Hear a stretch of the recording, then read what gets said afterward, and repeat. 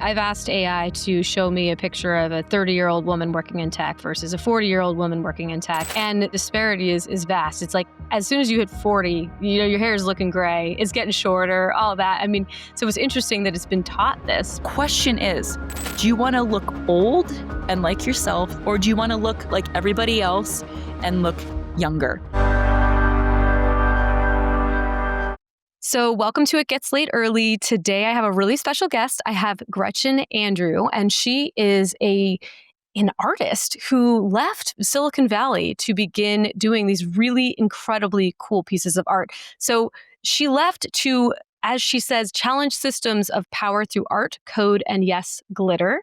She's known for her FaceTune Portraits, where AI-driven robotics apply beauty filters onto oil paintings to expose how technology shapes our identities. Her work's been shown around the world, from the Whitney to Berlin Art Week.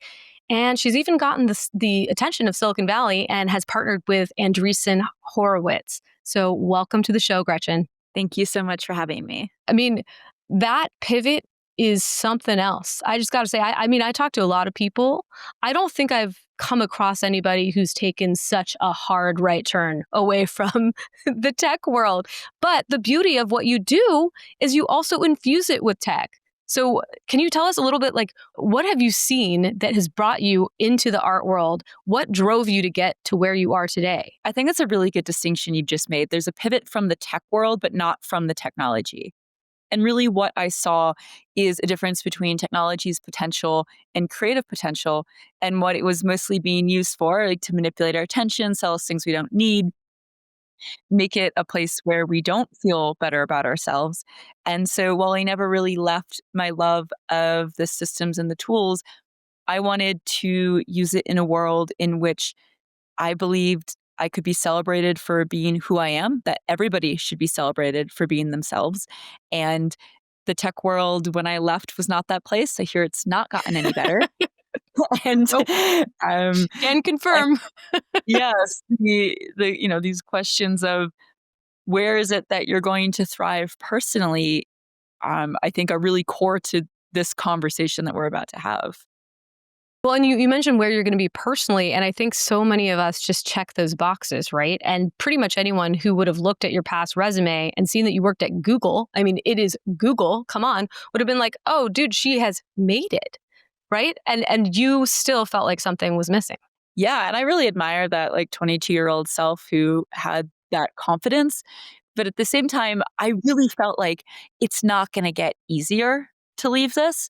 I now know that we have to, not hoard our chips all the time, and that we're given tools and connections and passions to use them and to play with them, and to not be scared about making those changes. But I felt like even a year and a half in Silicon Valley, there's never going to be a good time to want to leave this. And now what we're seeing instead is a lot of people who thought they'd have jobs in tech forever.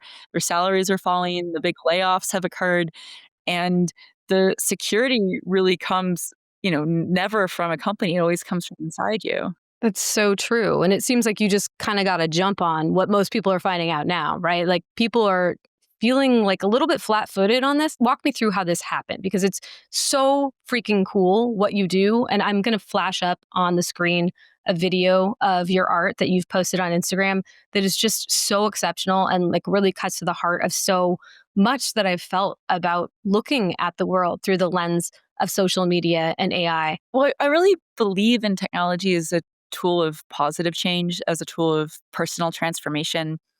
And most of the time we're using it to manipulate attention, sell us things we don't need.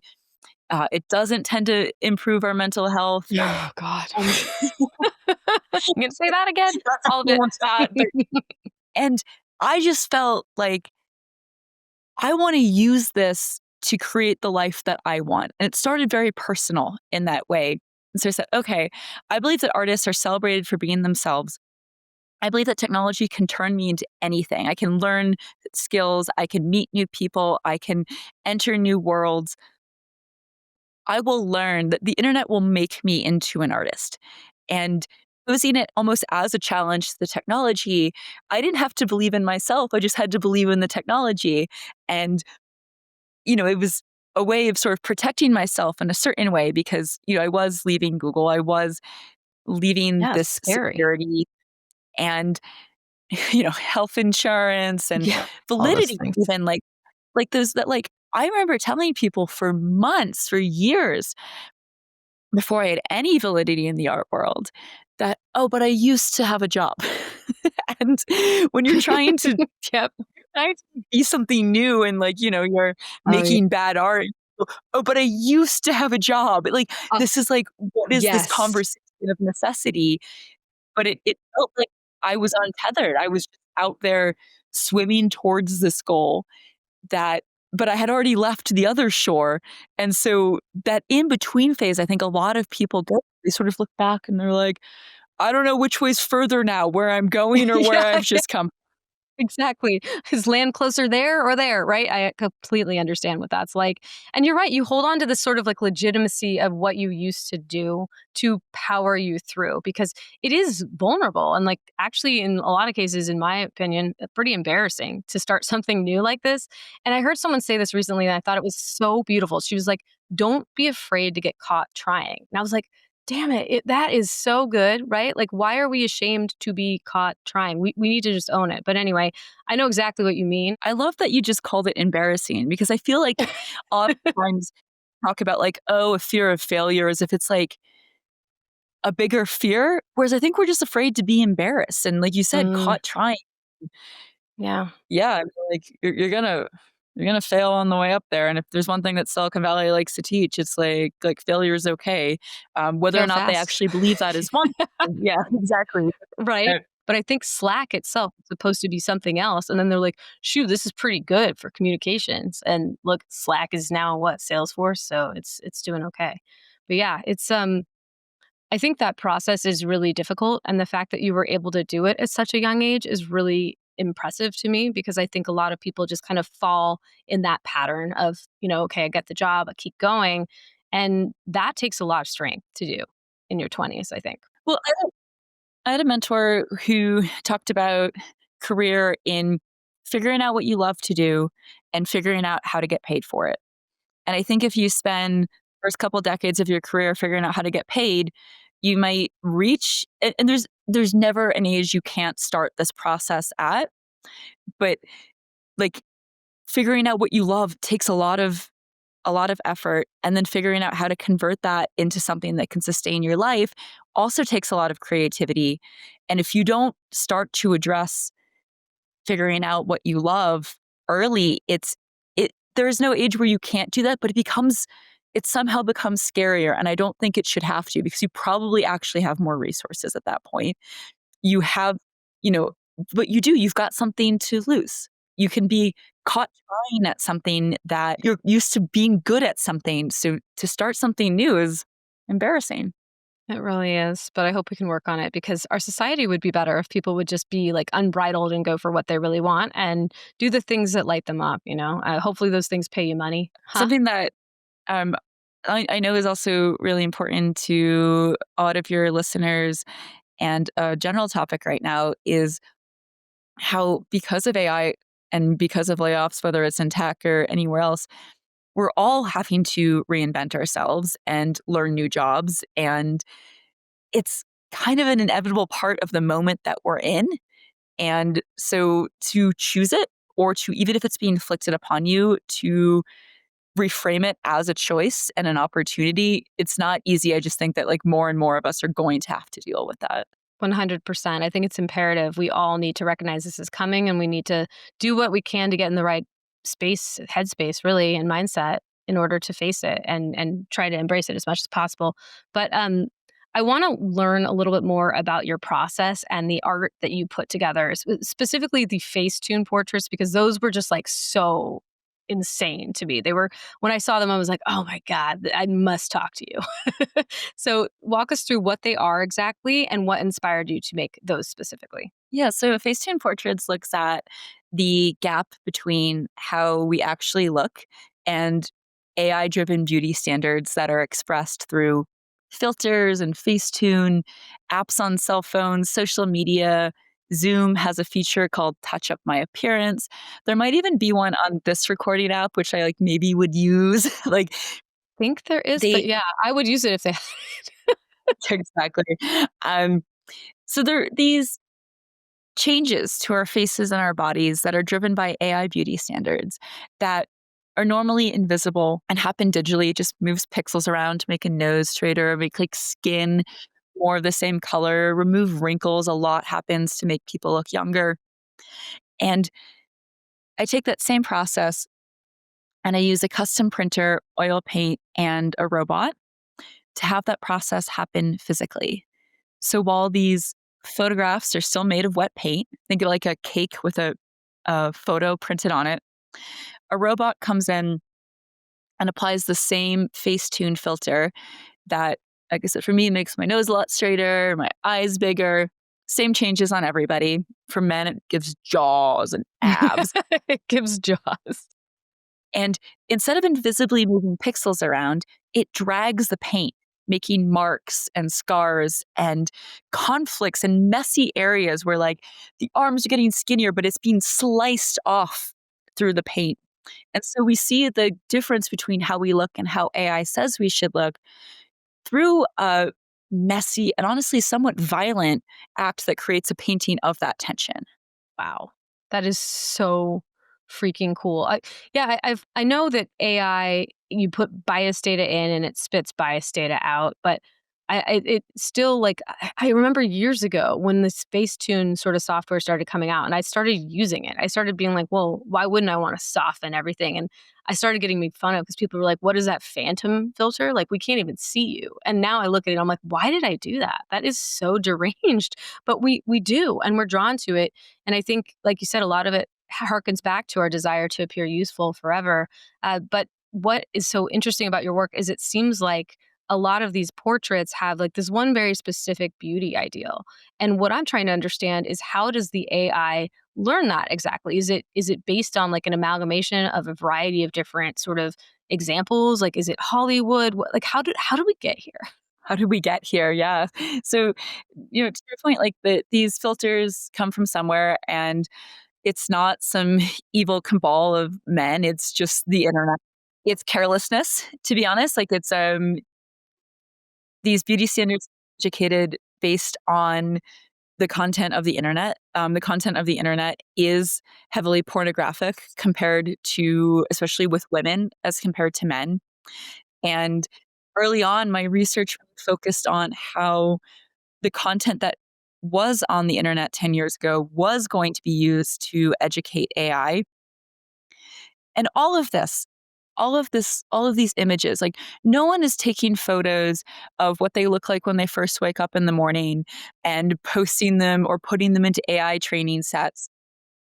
But we're not just left with a very sanitized and specific idea of what's a valid input for what a person looks like. We're also constantly in this feedback loop where if an image is popular on social media, if it's popular on Google, if it's popular on YouTube, it gets more and more exposure. And that becomes a weighted input into what these standards are. I firmly believe that social media rewarded people early on for taking a lot of photos of each other for facial recognition. The ability, I don't know if you noticed this, but if you posted a photo of yourself or of other people, it was more likely to get engagement. I think it's because that's what the algorithm knew it was going to need for AI education. And so that's at least one of the factors. This is not proven. But I think it was incentivized. It was incentivizing us to give the sort of data that it wanted to be able to create certain images. And that, as that gets posted, that educates the algorithms, that educates the AI. And what we're really left with is a self-reinforcing cycle where it's the same standard of beauty being applied to people from all around the world of every age. And it does not make us look like ourselves, but to your point, it prioritizes youth. And that youth prioritization is one that we experience with our physical bodies, but then to have just the algorithmic evidence of like, this is what it means to look better. And look, you've got no wrinkles. Like, what does that even, Yep. like, what does What that does say that to us? say? Yep, exactly. The hidden message in there is pretty clear. Yeah. And like, on top of that, it's when AI is educated, we tend to forget that we've built these large language models based on language. And language itself is not completely clear. Even when we're both speaking English and want to communicate with each other, words don't have super fixed meanings. And if you think about old and young, when does someone cross one line and go to the other? And how was AI educated with images of what it meant to be old? And what happens when you're stuck in between those, as pretty much everybody is, because they're not binary states. But AI only knows how to really work with these binary states. Yeah, it is fascinating. I've asked AI to show me a picture of a 30-year-old woman working in tech versus a 40-year-old woman working in tech. And the disparity is vast. It's like as soon as you hit 40, things, your hair is looking gray, it's getting shorter, all that. I mean, so it's interesting that it's been taught this, but you're right. There's a spectrum. It's not just like one day you wake up and you have gray hair and you're, in sort of the latter years of your life. So it is interesting how that all comes into play. So one thing I've been noticing in Hollywood lately, and I'm not like a huge Hollywood person, like I don't really care about actors and actresses all that much, but I have noticed that some really famous actresses have changed their face shape a bit. They've had some sort of procedure. I think they were calling it the face or the mini facelift or something like that, and it's, I guess, in your hairline and very inconspicuous, but really changes the shape of your eyes a lot. It is a facelift, right? Just a very small one. And I've noticed increasingly that these really iconic actresses who had this distinct, unique look are starting to look all alike. And when I think about AI and this sort of standard of beauty that I see that seems like very much one dimensional, my question really is, are the actresses playing to what's already existent online and social media algorithms and AI depictions of quote unquote beauty? Or are they the ones setting the standard for the AI? Like which one really kind of started the whole problem? So what you're seeing is this homogenization of this beauty standard leaving the digital world and coming into plastic surgery, like the big lips, the men's jaw, like experiences of this. And what we're actually seeing is a prioritization for the small screen. Beauty standards in Hollywood have always come from what looks good or what's perceived to look good on film.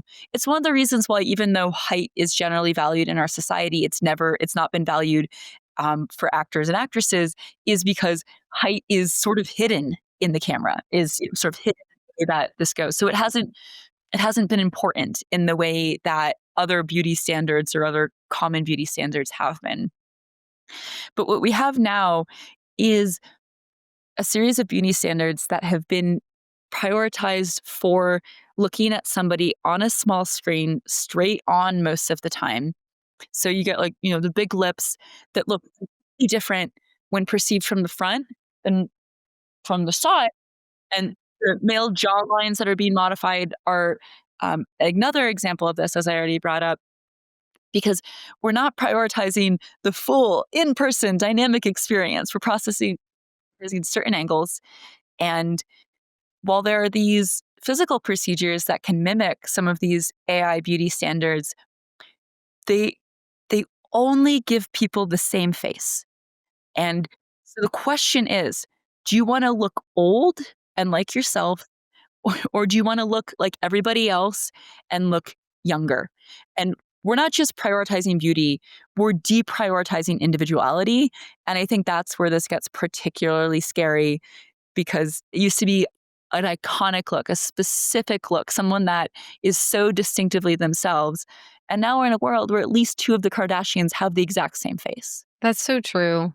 So true. And it's giving this shrinking lens through which we can see ourselves and through which we can really find our best selves. It's really frustrating as a woman to see this continue. I know I have a daughter, and when I think about her growing up with social media and having these really unrealistic standards of beauty placed upon her every time she opens a social media app. I mean, it's infuriating, and like, when does it stop? And, because Silicon Valley is making money hand over fist with our attention, I don't really see an end in sight. Do you see any hope there? Well, I think the hope is in, or what I've tried to do, at least through my work, is find ways to make it visible. And that's really been my passion since leaving the tech world, is making technology visible so that we can better understand it, so we can make more personalized choices around it. This isn't about any kind of shame if you use these apps or if you get lip fillers. It's about making a choice that's right for you, and not feeling like we live in a world in which we all need to make this choice to get the job, to get the engagement on social media. There's sort of a standard of the minimum of what we need to do as women. And that, like, there's a spectrum, or in, like, I don't everyone will have different parts of the spectrum where it's like, okay, like, yes, you should probably, like, brush your hair. Like, okay, braces aren't plastic surgery, but they're actually pretty close when you think about it. And then there's a little bit of concealer, and then there's like eyelid surgery. There's it's not all the same thing to the same person. And I always just like to say that, um, like, how you look should reflect your love of self. And if you're doing something from a love of self, then it'll be different for you. But a lot of these things are not reversible. And that is particularly, I think, scary to me as we do move towards a world in which everyone's looking more and more the same. It is, I think, terrifying and really sad. I also had this situation emerge the other day that I thought was really interesting. I was on a fireside chat with a woman who had actually been on a podcast, and she had given her headshot to the podcast producers, and they had taken said headshot and they had run it through some sort of AI, I don't know, Gemini or something. And she is Latina, and they absolutely whitewashed her. They turned her eyes from brown to green. And she was just like, what in the hell? And what does this say about where we are? And it was really disturbing to her. And I immediately said, oh, I can't wait to talk to Gretchen, because she'll tell us more about why and how AI does this. Because no one's sitting there programming it like, hey, please make this guest look more white. Like, right? It's just not something that people are doing. And yet the computer is automatically doing it. Well, the history of this, like, is way older than Facetune and AI. There's a famous photo of Oprah on, I believe it's on TV Guide, where Oprah's head has been put on a white lady's body. And you can look this up, and it's like you can actually find the photo of the woman whose body has been placed underneath Oprah's head. And the it was harder to do back then. Like, it was less, easy to do, or less, like, easy to do by mistake, for sure. Like, this was clearly extremely intentional. And the that's the sort of history that these apps are automatically operating within, where, like, that's not something they consented to, because the photo editing process has been very common, but it's been slowly changing more and more. It used to just be like, oh, airbrushing, maybe getting rid of glare, maybe like making sure we have the best angle for the camera. Like, we all can take horrendous and amazing photos. Like, angles are a real thing. Lack of glare, like not looking like you're sweating when you're on late night, is like a real thing. But then, how do we get to a world where, without our consent, someone can erase our identity like that? And what I've also found interesting is, as you know, I've worked with the Miss Universe contestants who are from all over the world. They are the subjects of my portraits. We can see how beauty gets homogenized and they get compressed into a single look and a single body, and how not even they are good enough.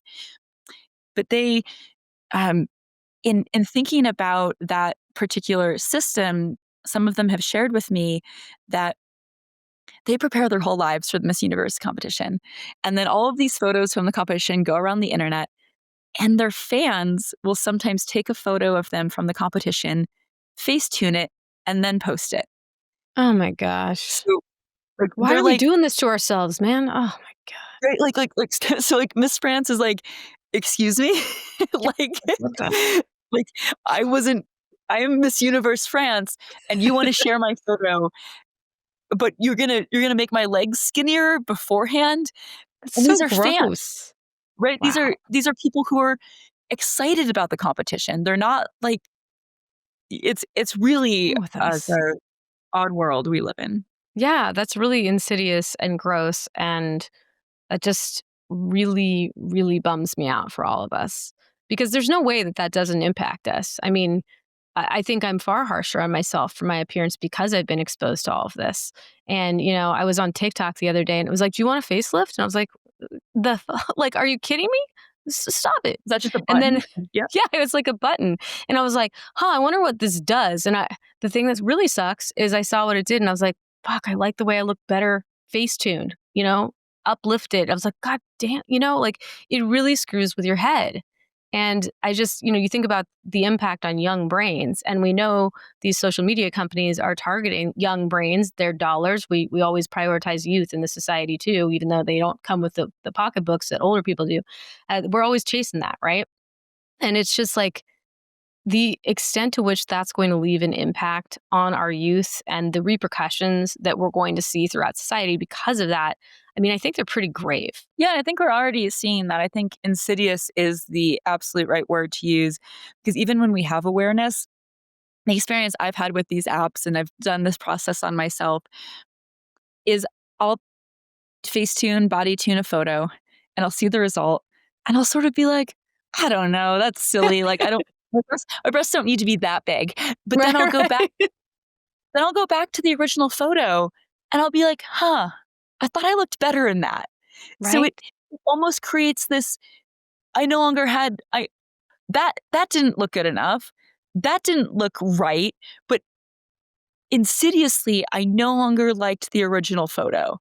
Right. And Ruins it. It's I'm awful. professionally in this. Like, I'm aware. Yeah, you're very aware, and you're trying to raise awareness for others, and it's that pervasive. And I think it's something that we really have to rewire our brains to hopefully be able to attack and change. It's just, it's really, I mean, I think it's different probably for men. I think they probably struggle with this less. I'm just guessing on the whole. But for women, man, I will say one thing has helped me, and it is this. And this is kind of funny. It's kind of mean, but hopefully you're with me. I guess it's not mean, it's real.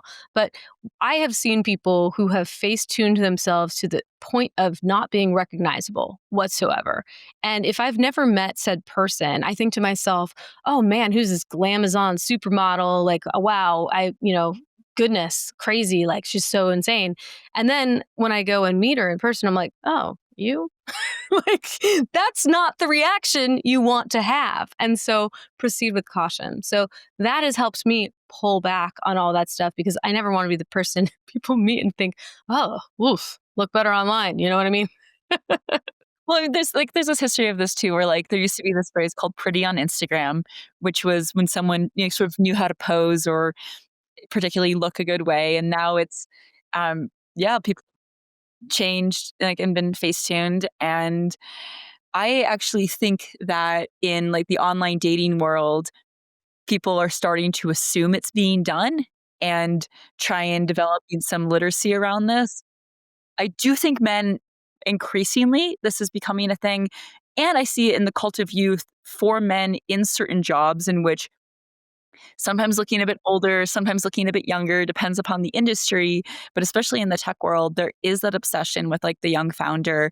And, talk to anyone who's balding and you think like women are insecure about how they look as they age. This is like the third rail of aging So for men. true. And they're starting to get Botox, they call it, right? Like they're actually going in and getting neurotoxins stuffed in their face, just like we women so often do. So I yeah, know it's a strange equalization that I can't say I right? totally hate. I know, Like I don't exactly. I'm like, democratize insecurity, but ooh, that's the I same do. exact way I feel. Like, welcome to our world. Pull Yeah, up a chair. Oh my god. yeah. I'm sorry, and also welcome. It's Right? a Exactly. Well, taste your own medicine. Yeah, exactly. But yeah, I think women are sometimes our own worst enemies when it comes to that. I mean, I think, well, I don't know. There are also those studies about the age that men prefer and it being alarmingly low in terms of the number. So I don't know. I don't know who's to blame, but we're in a mess. But tell me a little bit about the impact that your work has had so far. Yeah, I'm seeing it particularly with parents as being a really important way for them to literally show their children that this is what's happening. And there is a violence to the work because, especially when you see it made, it like gashes and it marks and it scars. And to have something in front of you that you can point to and say, this is what's happening, this is what we're not seeing. That's been, in my opinion, the most interesting impact. And then from an art world perspective, having the Whitney Museum acquire them and having it enter this conversation about AI, because with AI, we talk so much about creativity and possibility and expansion. And what I'm actually seeing is AI is this place of surveillance and control and homogenization. And I like to flip the script on that for AI and say, life is not necessarily going to get more interesting. And is that what we want with this? Right.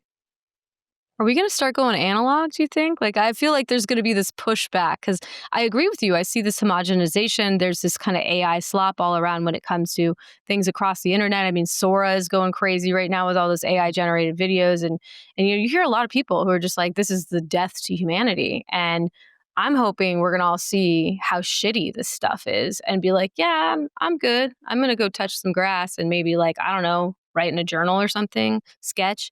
Because it just, I don't know. I feel like, are we approaching a breaking point or are we not even anywhere close? I think it means that we're just going to have to figure out what makes us human and double down on that. And a lot of that is like death, pain, Yeah. inconvenience, desire. But these are our superpowers as well.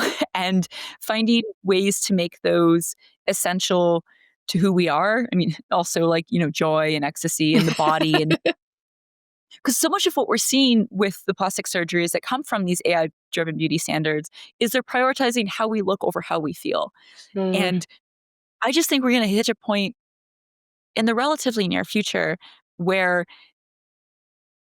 like having that feeling and being in touch with it is only going to be more essential, and not just in how we feel and health wise, but also in our actual success in the world.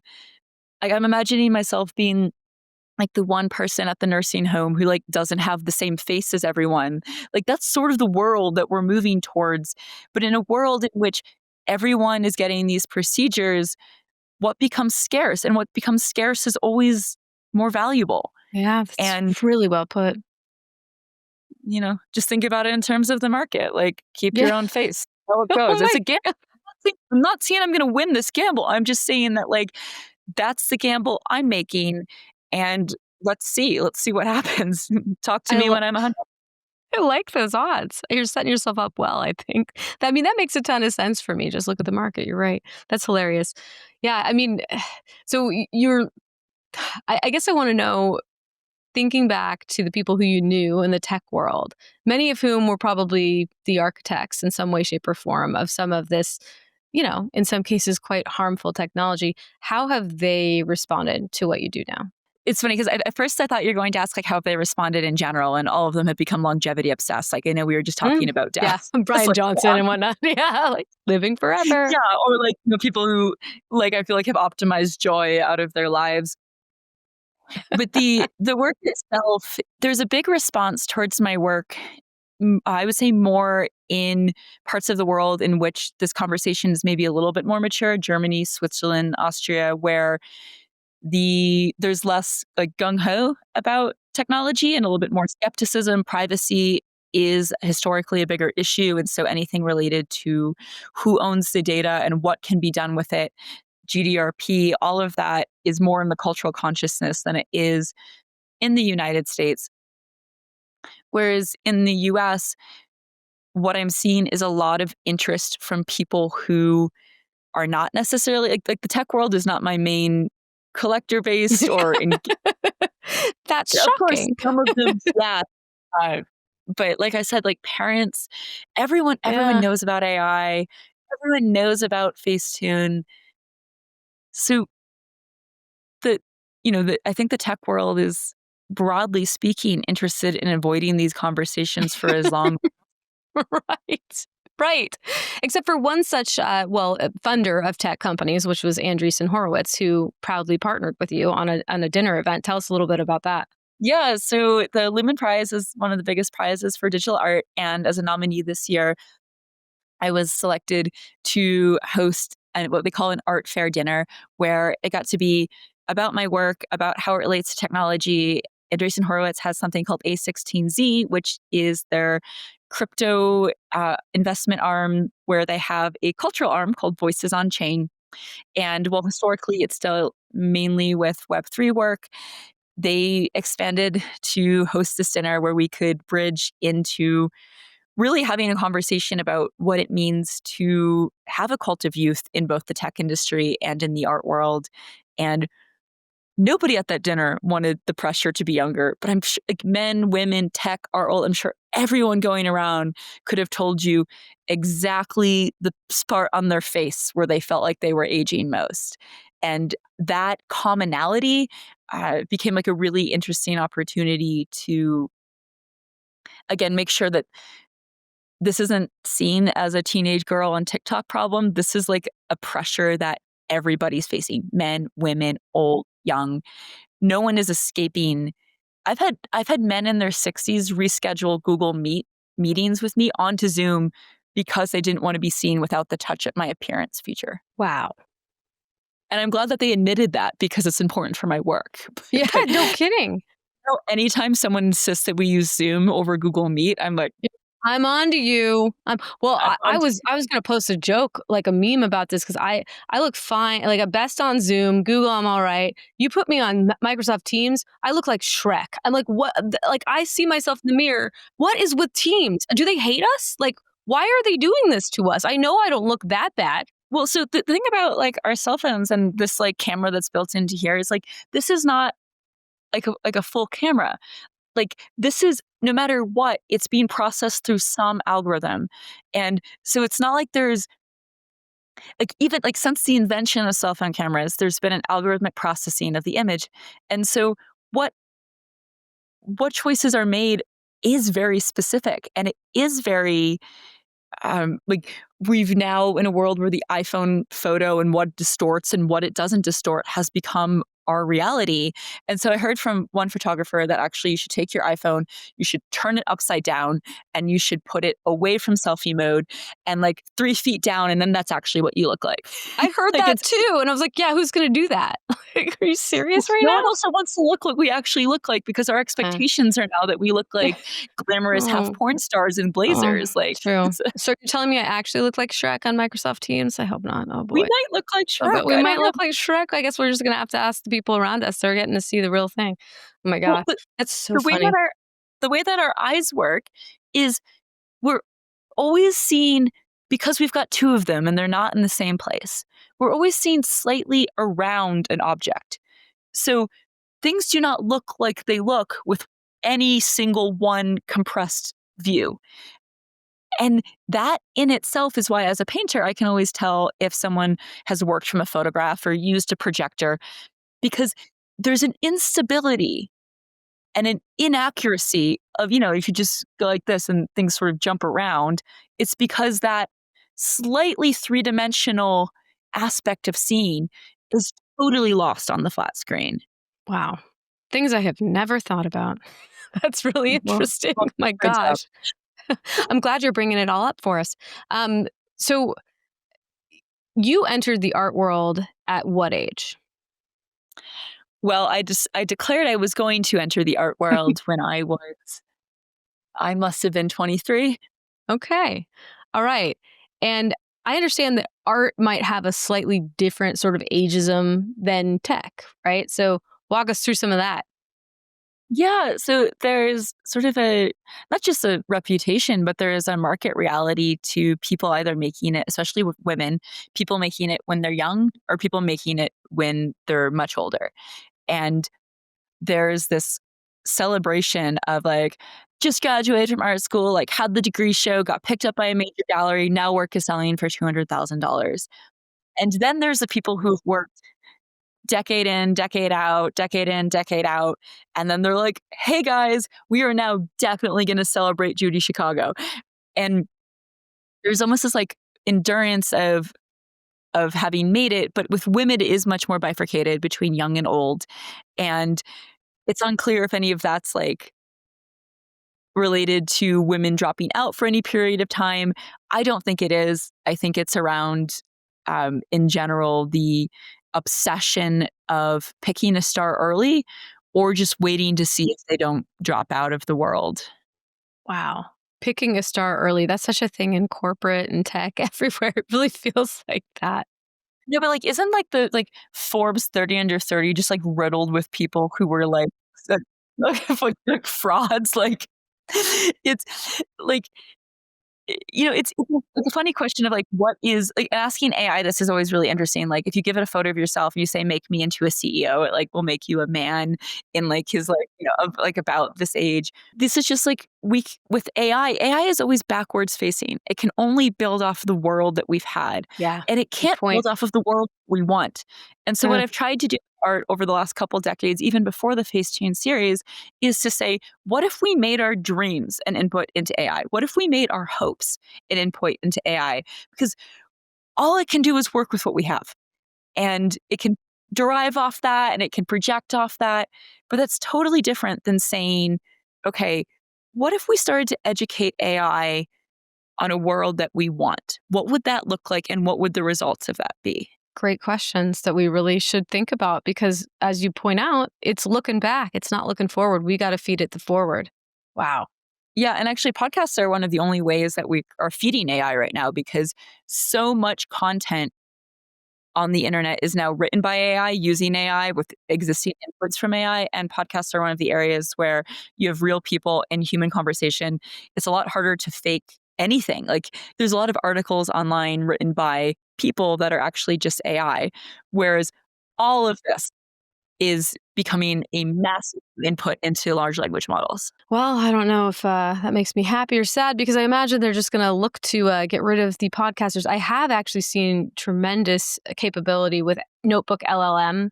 You can feed it. It's really wild. You can feed it an entire research paper and it will then spit out a pretty believable like podcast discussion on the contents of that paper. It is nuts. And I will say, as someone who gets bored easily with a lot of like very dense reading and has ADHD, that was great for me. But I couldn't imagine wanting to go. It's crazy. Yes, it does voices. It gives them sort of like human pauses, some of those just things that you do, those ticks, you say like or whatever. It does all of that. But it gives you two hosts. It gives you co-hosts. And so it's really a great way to absorb information. But I can't imagine I would ever want to keep coming back to AI generated hosts that weren't real people. That just doesn't appeal to me whatsoever. But I don't know. It sounds like they're churning out AI actresses. There's the whole Tilly Norwood debate that's going on right now with that, the attempt to, quote, sign the first AI generated actress in Tilly Norwood for Hollywood film representation, which is just like, sometimes I'm like, have I lived too long? Like, what is this shit? Like, who wants this? Yeah, What actually, are we?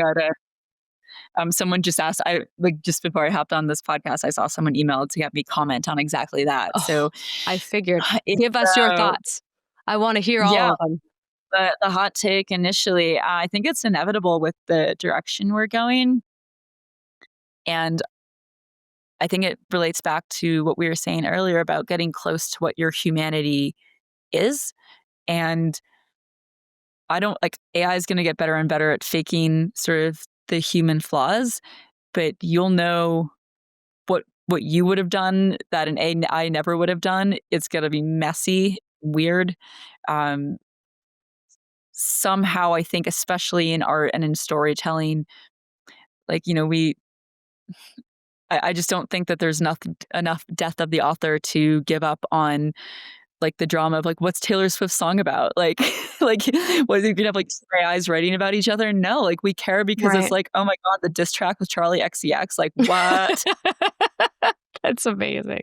Well, and the thing that I like to remember is that we do have some power here. I mean, we as consumers tell the market what we want and what we don't want. So if we turn away, we starve these things of our attention, they will cease to exist.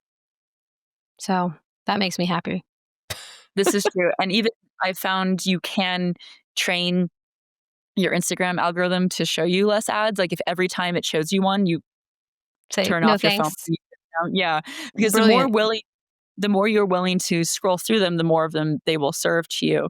So I notice on times where I'm spending a lot of time on Instagram, my ad percentage content goes way up.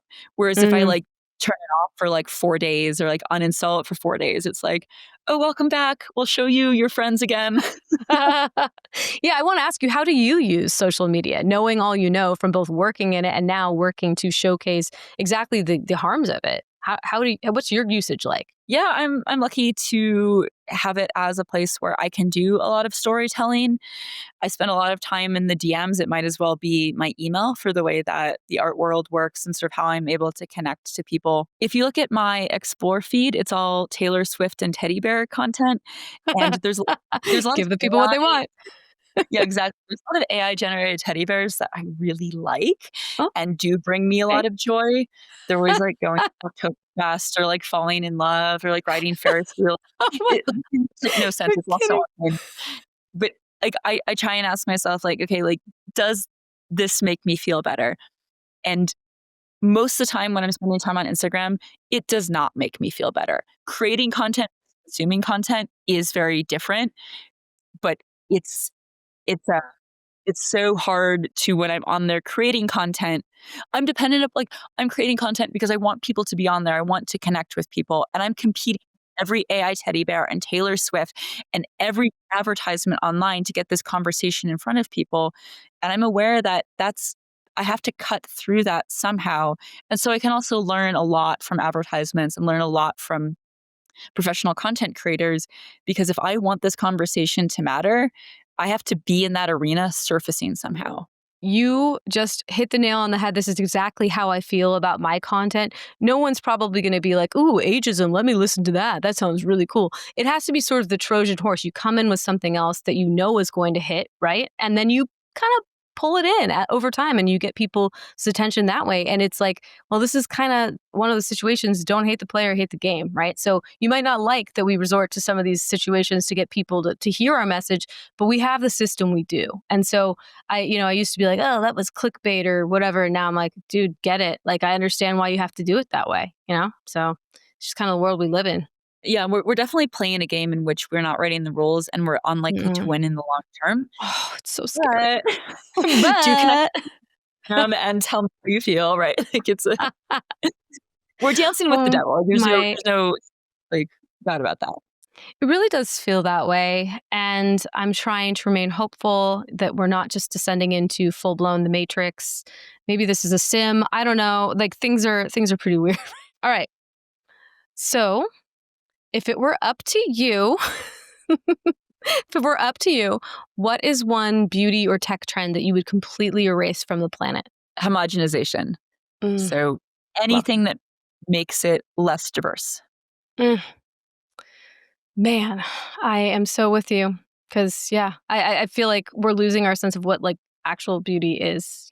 And I find myself drawn to the same sort of look, and I'm like, why am I like, what is that? Why do I want to appear that way? You're totally right. Besides Gretchen Andrew, who is another artist who is using technology that you think people should know about? Oh, there's this great artist named Jake Yules, and he makes these AI drag performances that show the way that gender gets expressed or doesn't through AI and how a couple photos of drag queens in a massive data set can deeply skew AI's understanding of what gender is.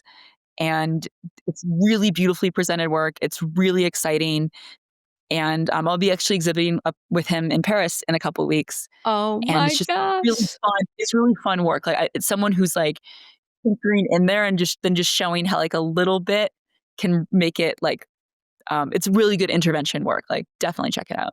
That sounds fascinating. We'll link that in the show notes too. I've definitely got to go look at that. What would you say has been the most unexpected reaction that someone has had to your work?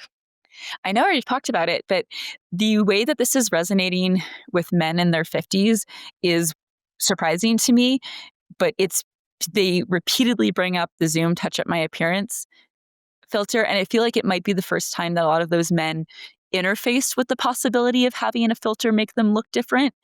And it's been shocking to hear them share those stories. And it's made me think much more broadly about who this is impacting. Yeah. Wouldn't have guessed that either, but I think that's really revealing. And I guess what makes you hopeful for the future of beauty? There are always trends. And we're in a particularly weird moment where people are making some pretty serious choices in their faces and their bodies. But beauty always changes and it will change again. And we just kind of have to be along for the ride with both beauty and fashion as far as how fast it changes and how unstable it is. So you're telling me I can keep wearing the skinny jeans, right? Because they're going to come back. Oh, I didn't even know they were out of fashion. Yeah, I mean, I'm like, everything old is new again. Like, it's going to come back. Just let it be. Yeah, I heard ankle socks are back in. Oh, yeah. Ankle socks are really cool. Like, if I want to look younger, I should throw on some ankle socks because apparently that's what Gen Z likes to wear. So if I want to like cosplay as Gen Z, that's the move. So that's true. They like the mom jeans and the ankle socks, don't they? Yeah, they do. They do. Those don't look very good on me. I've tried and failed. Then again, I built my fat sense in the 80s, so it's like we're screwed. If you could go back in time and tell your younger self who was working in tech where you are today, what would you say? So if I could go back and tell my younger self, like, oh, it's so much better than you could have ever imagined to create your own world and get to live in it. So get out of somebody else's as fast as possible. I can't add to that. That was beautifully put. You've got away with words and art. Killing it. Oh my gosh. It's under 15 seconds. That was so good. Oh my gosh, you're amazing at this. Well, so you are off to Paris soon. You are often in New York. Tell us where people can see you. Where can they get more from you? Where can they follow you? And all of that. Yes, thank you. So I am on Instagram at Gretchen Andrew. And if you go to my website, which is also gretchenandrew.com, enter your email. I'll be sure to invite you to all of the Art World events. I've got work in London and in New York right now that you can always go see with my galleries there. So if you want to see what we're talking about, engage with some people on this conversation, the teams at the galleries are super passionate about it as well. And yeah, we'd love to have you. It's absolutely incredible what you've built. And I just am so excited that we had the chance to talk because you dropped so much knowledge and made me think in so many new ways. And I know that's going to be the case for the audience too. So thank you for doing what you do. Well, thank you for having me and allowing me to take this conversation to your community and what you've been thinking about, particularly around ageism, because it's such an important part of this. And so much of my work up to this point has looked at beauty, but beauty and youth are connected, but not exclusively the same thing. So thank you so much for that opportunity.